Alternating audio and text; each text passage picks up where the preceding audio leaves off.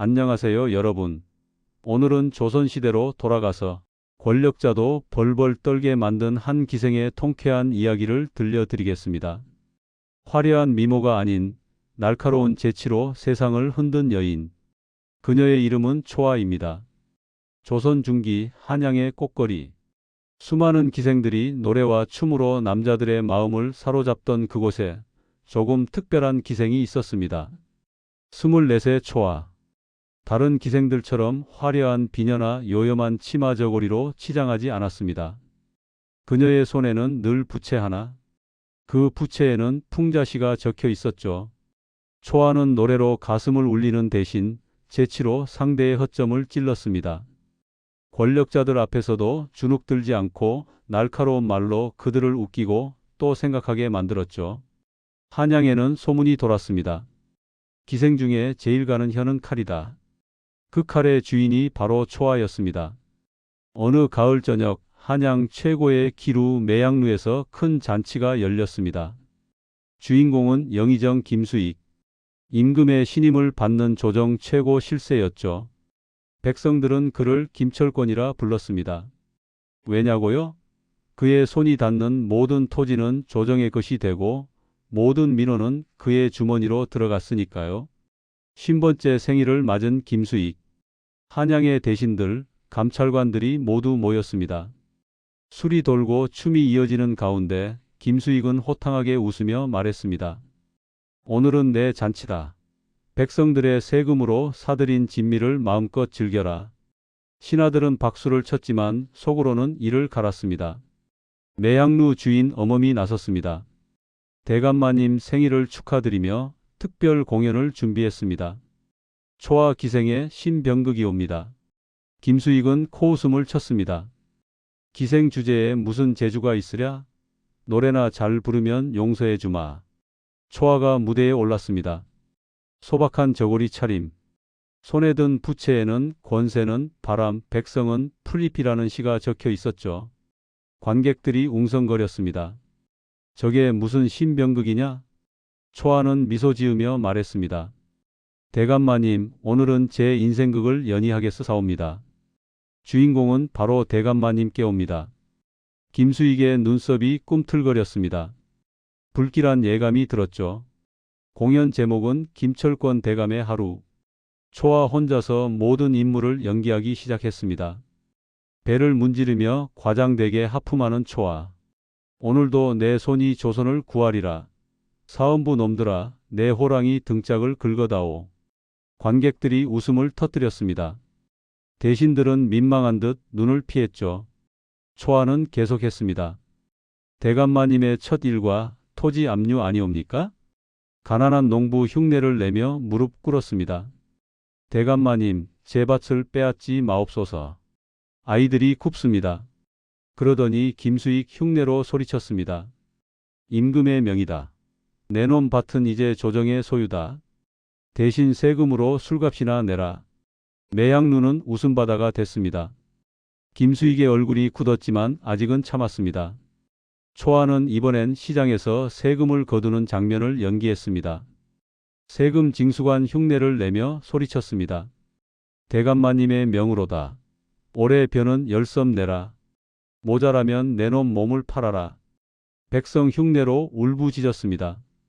대감마님, 가뭄으로 벼가 말랐사옵니다. 내년에 갚겠사오니.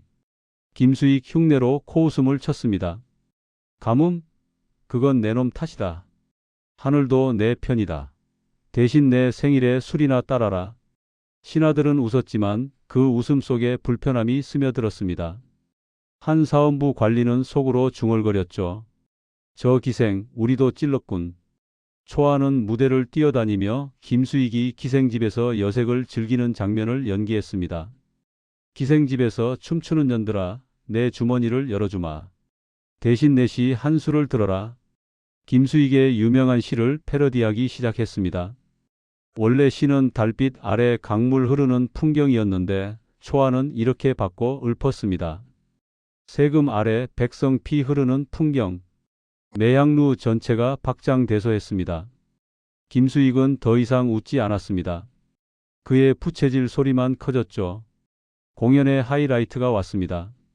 저녁 김수익이 임금 앞에 나서는 장면. 초아는 임금 흉내를 내며 앉았다가 김수익으로 변신해 아뢰었습니다. 폐하, 올해 세금 100만 냥 거두었사옵니다. 백성들 덕분이옵니다. 임금 흉내 좋다, 수익아. 내 공을 치하하노라. 그런데 여기서 반전이 시작됐습니다. 초아가 갑자기 외쳤습니다. 잠깐. 백성들이 청원 올리옵니다. 대감마님 세금으로 굶어 죽습니다. 백성 수십 명을 혼자 흉내내며 마당을 뛰어다녔습니다. 대감마님 살려주옵소서. 밭을 돌려주옵소서. 김수익 흉내로 소리쳤습니다. 저 잡놈들 금호사에 끌고 가라. 고문으로 세금이나 토해내게 하라. 하지만 초아는 멈추지 않았습니다. 다시 임금 흉내로 돌아와 말했습니다. 수익아, 내 손에 피가 묻었구나. 물러가라. 김수익 흉내가 패배한 척 무대에 무너졌습니다. 폐하, 소신의 충정이었사옵니다. 매양루는 웃음과 박수의 소용돌이가 됐습니다. 신하들은 환호했지만 김수익의 눈은 이미 칼날 같았습니다. 공연이 끝나고 초아는 무대 중앙에 서서 부채를 펼쳤습니다. 대감마님, 이 신병극 어떠하신지요? 제 재주가 미천하나 대감마님의 하루를 재미나게 그려보았사옵니다. 김수익은 자리에서 일어났습니다. 분노가 치밀었지만 대신들 앞에서 호락호락 당할 수 없었습니다. 그는 억지로 웃으며 말했습니다. 재미있구나, 초아. 내 혀는 꽃보다 예리하구나. 보상으로 금 100냥을 주마. 대신들이 환호했습니다. 대감마님 관대하시옵니다. 하지만 초아는 물러서지 않았습니다. 대감마님, 금 100냥은 백성 100명의 세금 한 달 치지요. 그 돈으로 굶는 아이들 수십 명이 살아날 터인데 제게 주시다니 영광이옵니다. 잠시 멈췄다가 이어갔습니다. 하지만 차라리 그 돈을 백성에게 돌려주시옵소서. 매양루가 순간 정적에 휩싸였습니다. 김수익의 얼굴이 새빨개졌습니다. 저것이 감히. 초아는 부채로 입을 가리고 웃었습니다. 대감마님, 화 푸시옵소서. 제 공연이 마음에 들지 않으셨다면 다음엔 더 재치 있게 하겠사옵니다. 잔치가 끝난 후 김수익은 매양루 주인 어멈을 불렀습니다. 저 요물초아, 내 앞에서 날 놀리다니. 내일 당장 쫓아내라. 아니, 금호사에 넘겨 고문을 시켜라. 어멈은 겁에 질려 빌었습니다. 대감마님, 초아는 한양 최고 기생이옵니다. 쫓아내면 매양루가 망하옵니다. 김수익은 이를 갈았습니다. 좋다. 직접 혼내주마. 내일 저녁 다시 불러라. 이번엔 내 시험을 들려주마. 어멈이 초아에게 이 사실을 전하자 초아는 웃으며 말했습니다. 대감마님의 시험? 재미있겠군요. 준비하겠습니다. 그녀는 밤새 부채에 새 시를 적었습니다. 철권은 부서지기 쉽고 풀잎은 바람에 춤춘다. 다음 날 저녁 다시 매양루. 김수익은 대신들을 불러 모았습니다. 어제 초아의 공연이 재미있었다. 오늘은 그녀에게 시험을 내리겠다. 통과하면 금 1000냥, 실패하면 기생계를 추방하마. 초아가 등장했습니다. 이번엔 빈 종이와 붓만 들고 있었죠. 김수익이 첫 시험을 냈습니다. 초아, 내시 한 수를 듣고 즉석에서 대답시를 지어라. 강물은 흘러 바다로 가고 산은 영원히 서 있도다. 초아는 미소 지으며 붓을 들었습니다. 강물은 세금을 걷어 바다로, 산은 백성 굶겨 영원히 서 있도다. 대신들이 웃음을 터뜨렸습니다. 김수익은 화를 냈습니다. 다시. 이번엔 달은 차고 기울며 빛난다. 초아의 대답달은 세금 차고 기울며 백성을 비추노라. 또 웃음이 터졌습니다. 김수익의 이마에 핏대가 섰습니다. 좋다. 이번엔 어려운 걸 내리마. 호랑이는 산을 지키고 토끼는 굴에 숨는다. 대답해라. 초아는 잠시 생각하더니 썼습니다. 호랑이는 조정을 지키고 토끼 백성은 굴에 세금을 숨기노라. 매양루는 이제 웃음이 아니라 박수갈채였습니다. 한 대신이 속삭였습니다. 대감마님, 이기실 수 없겠소. 김수익은 참다 못해 두 번째 시험을 냈습니다. 이제 말싸움이다. 내가 한양의 권세자라면 너는 뭐냐? 초아 대감마님은 호랑이시고 초아는 풀잎이옵니다. 호랑이가 포효할수록 풀잎은 바람에 더 높이 춤추지요. 김수익 내가 백성을 다스리면 초아 대감마님은 비처럼 내리시고 백성은 흙처럼 굳어지옵니다. 하지만 흙이 너무 단단해지면 비는 미끄러져 떨어지지요. 김수익 내가 임금의 은총을 받으면 초아 은총은 구름이요 대감마님은 그늘입니다. 구름이 지나면 그늘은 사라지고 백성들은 햇살을 보지요. 대신들은 감탄했습니다. 저 혀는 칼이 아니라 창이다. 김수익은 마지막 시험을 냈습니다. 좋다. 이제 진짜 시험이다. 이 방을 내 재치로 가득 채워라. 하지만 웃음만 나오는 재치는 안 된다. 백성의 눈물도 함께 채워라. 초아는 고개를 끄덕였습니다. 대감마님의 명대로 하겠사옵니다.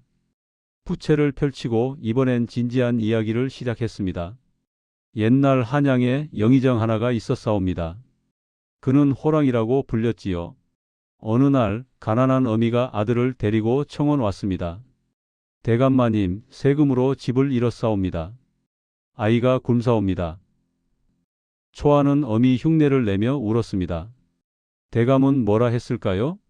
임금의 명이니 참아라 하시며 쫓아내셨지요. 대신들의 웃음이 멎었습니다. 그 어미는 아이를 데리고 한강으로 갔습니다.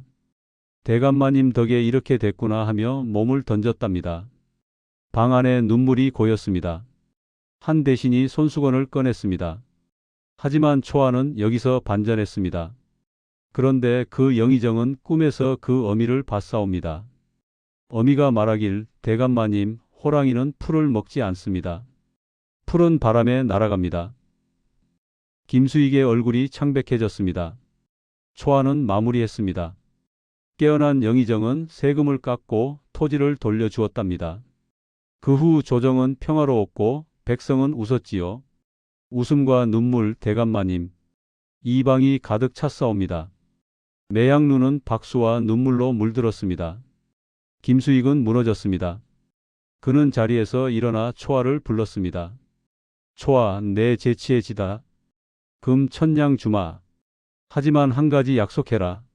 내 이름을 더 이상 입에 올리지 마라. 초아는 웃었습니다. 대감마님, 이미 한양 전체가 알았사옵니다. 하지만 약속하겠사옵니다. 잠시 멈췄다가 이어갔습니다. 대신 세금을 100냥만 깎아주시옵소서. 김수익은 한숨 쉬며 고개를 끄덕였습니다. 좋다. 사헌부의 명함아.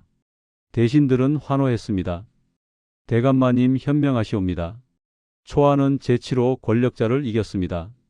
하지만 그녀가 원한 건 단순한 승리가 아니었습니다. 백성들의 고통을 조금이라도 덜어주고 권력자에게 깨달음을 주는 것. 한 명의 기생이 바꿀 수 있는 세상은 작을지 몰라도 그녀의 혀는 수많은 사람들의 마음을 움직였습니다. 권세는 바람이고 백성은 풀잎입니다. 바람이 아무리 세차게 불어도 풀잎은 다시 일어납니다. 오늘 이야기는 여기까지입니다. 재치와 용기로 세상에 맞섰던 초아의 이야기 어떠셨나요? 좋아요와 구독, 알림 설정으로 응원해 주시면 더 재미있는 이야기로 찾아뵙겠습니다. 감사합니다.